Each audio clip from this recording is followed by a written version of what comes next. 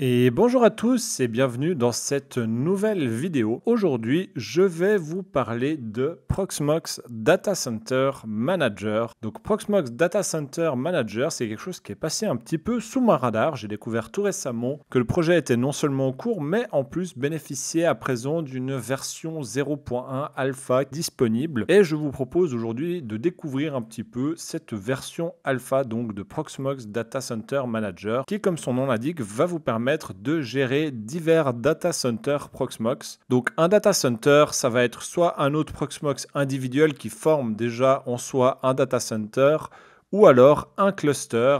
Et donc l'objectif de Proxmox Data Center Manager va être de vous permettre d'obtenir un peu une vision globale sur tous vos data centers ainsi que des fonctionnalités basiques de management. Donc on a ici un petit descriptif de la roadmap. Donc la roadmap, ça va être les fonctionnalités que la team Proxmox va vouloir implémenter dans Proxmox Data Center Manager, donc les objectifs de développement. Donc je vous mettrai le lien en description si vous souhaitez venir découvrir plus longuement le détail de cette roadmap. Et si on descend un tout petit peu plus, on va avoir la possibilité ici de venir télécharger l'ISO donc de la bêta de Proxmox Data Center Manager. Donc au niveau des fonctionnalités, on voit qu'on va pouvoir connecter n'importe quel nombre de nœuds ou de clusters, donc des data centers Proxmox. On va pouvoir obtenir un monitoring basique des performances. On va avoir la possibilité de venir manager les ressources, donc d'éteindre, redémarrer ou démarrer des machines virtuelles. Et pour les tâches plus complexes, on aura la possibilité d'ouvrir un lien directement vers l'interface du Proxmox en question.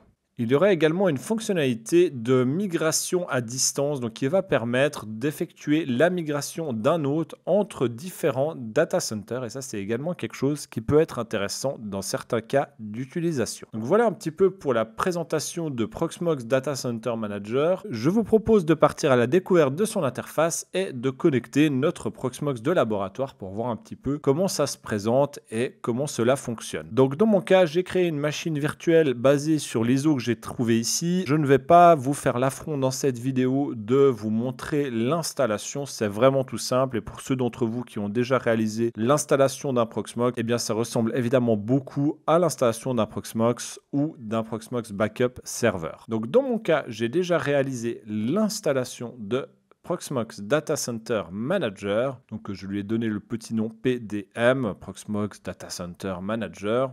Et j'ai des identifiants ici qui me permettent de me connecter dessus. Et nous voilà directement connectés sur Proxmox Data Center Manager. Donc dans ce Proxmox Data Center Manager, on va vouloir venir administrer ce petit Proxmox Virtual Environment de laboratoire qui est là, qui a une VM qui est actuellement démarrée mais qui bootloop étant donné qu'il n'y a pas de système installé. Et donc on va vouloir venir gérer ce système-là. Donc pour ce faire, vous allez avoir besoin de venir ajouter un remote, donc un nœud distant. Donc soit vous pouvez passer par cette petite tuile qui se trouve là avec le bouton Add, ou vous allez pouvoir venir ici dans le menu Remote et ajouter un autre Proxmox Virtual Environment. Donc les deux chemins permettent d'accéder à la même fonctionnalité, mais de manière un peu différente. Donc le premier champ qu'on nous demande ici, ça va être l'adresse de notre serveur avec son port. En l'occurrence, l'adresse IP de mon hôte Proxmox, c'est 10.0.0.250.2.8006.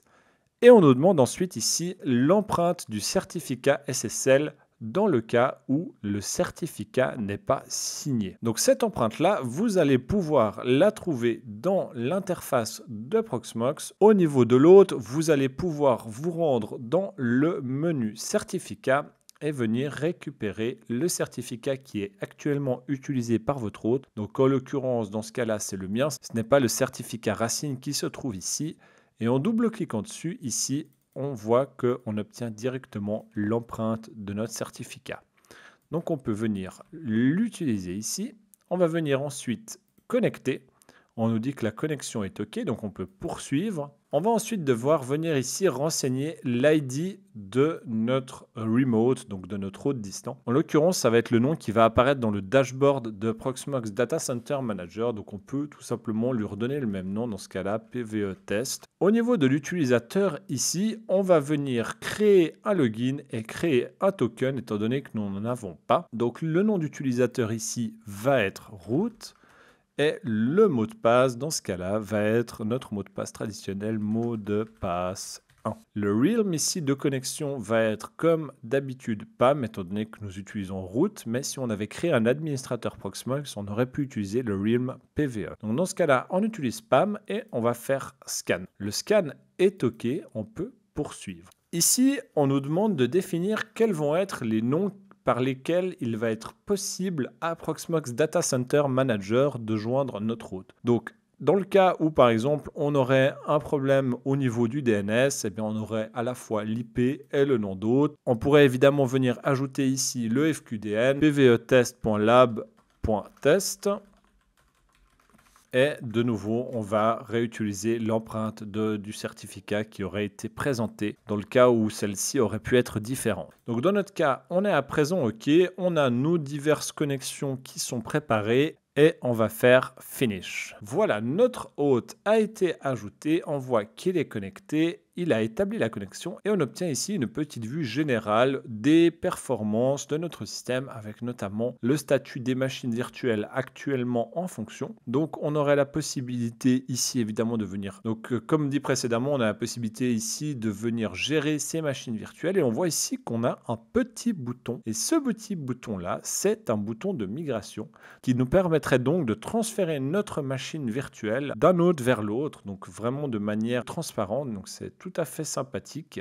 On a évidemment la possibilité de venir éteindre notre machine virtuelle. Donc si je viens éteindre la machine ici, on voit que la tâche est actuellement en fonction. Et on voit ici que sur mon Proxmox Virtual Environment, j'ai la tâche d'extinction qui est en cours. Alors celle-ci ne va pas bien se passer, étant donné que mon système n'est pas réceptif à ça, mais dans tous les cas, voilà, la tâche, elle fonctionne. Et donc également, on a la possibilité ici de venir ouvrir l'interface web de Proxmox dans le cas où on souhaite venir le gérer. Alors dans notre cas, on l'a déjà ouverte, mais si on clique dessus, ça nous ouvre la page et on peut venir administrer directement notre hôte depuis l'interface web de Proxmox Virtual Environment. Donc voilà, c'est déjà tout pour cette rapide présentation de Proxmox Data Center Manager, donc qui est actuellement en version alpha. Je me réjouis de découvrir toutes les fonctionnalités qu'ils vont implémenter là-dessus. Je trouve vraiment que c'est un outil qui manquait. Donc on connaît tous les outils similaires qui peuvent être présents chez la concurrence, donc concurrence entre guillemets. Et ce genre de système de management centralisé, c'était effectivement quelque chose qui pouvait manquer à Proxmox. Et donc nous voilà enfin avec un système de gestion centralisé qui arrive. Donc voilà, c'est déjà tout pour cette vidéo. J'espère vous avoir fait découvrir quelque chose. Si c'est le cas, n'hésitez pas à me dire ce que vous en avez pensé en commentaire, à mettre un petit pouce bleu et à vous abonner. Pensez également à rejoindre la communauté sur le serveur Discord. Et moi, je vous dis à la prochaine. Ciao, ciao.